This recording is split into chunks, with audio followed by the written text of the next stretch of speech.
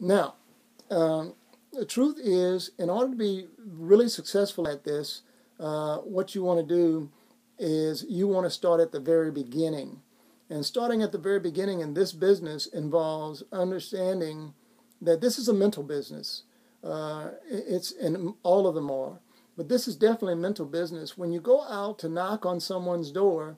there's a tremendous amount of information that, if it's done correctly, that you want to have on the front end before you actually walk up to that door and knock on it. If it's done at its highest level, this information, if you're a canvasser, has already been done for you, if that's all you're doing is canvassing. And if what you are is a canvasser that is managing yourself and or a crew, then you'll need to know more information in terms of what you need to do and what you need to accomplish.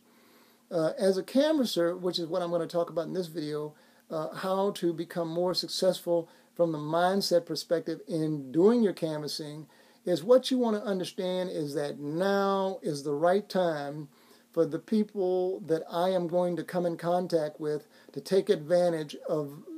the offer that I'm going to be presenting to them at the door.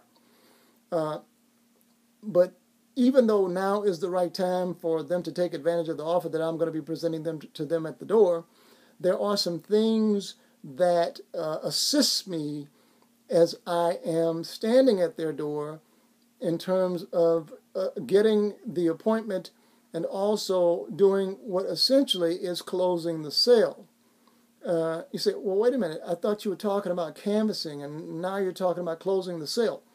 Well, yes, I'm talking about canvassing, but I'm talking about closing the sale because in reality, what I found was that it's the canvasser that actually makes the sale. The closer that comes in behind the canvasser is the person that either writes the contract or they're the one that loses the sale. Now, because we're talking about approaching an individual's door, being in a neighborhood, not having any background on how we got there, let's just assume that we're in the right neighborhood to knock on that door. When we knock on that door, one of the first things that we want to do is we want to stand back from the door. What this does is it reduces the size of the silhouette when the people are looking at you. And so if you're a fairly large person, someone like myself who's over 6 foot tall,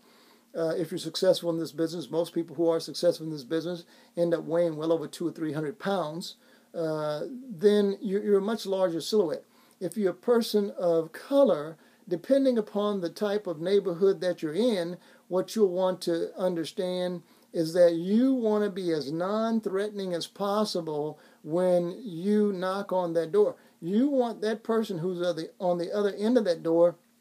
to feel like they're in 100% control, and there's no possibility that you're going to rush in at any point in time and create a situation for them. So standing back from the door is good. There's also some other benefits to standing back well from the door, and that is when you're talking to older people, which are the people that have the money, you can do some things to get them to ask you to come in closer to them so that you'll be in a position where they are effectively moving into a buying stage of not only setting the appointment, but actually assisting you in making the sale. And so when I step back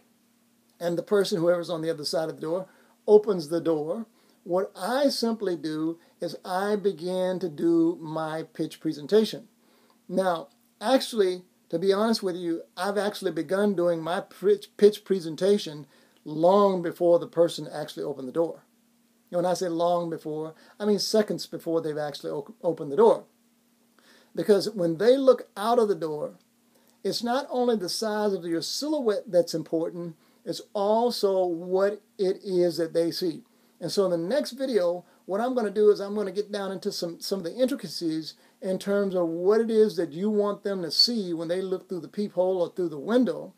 at you, so that you can position yourself not only to get them to open the door, but also put them in a position where they are in somewhat of a buying mindset as soon as they actually open the door of whatever it is that you're potentially selling. So in the next video, we're going to take this canvassing thing to the next level and provide you with some information as to what it is that I do in order to get them to open the door.